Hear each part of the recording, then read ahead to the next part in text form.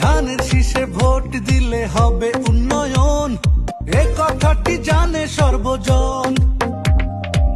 শহীদ জিয়ার নীতি আদর্শে এগিয়ে যাব অবিরাম।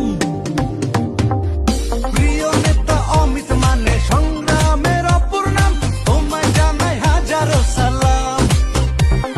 প্রিয় নেতা অমিত মানে দিন বদলের অপর নাম, তোমায় জানাই হাজারো সালাম। খালেদা জিয়ার সালাম নিন, ধানের শীষে ভোট দিন। তারেক জিয়ার সালাম নিন,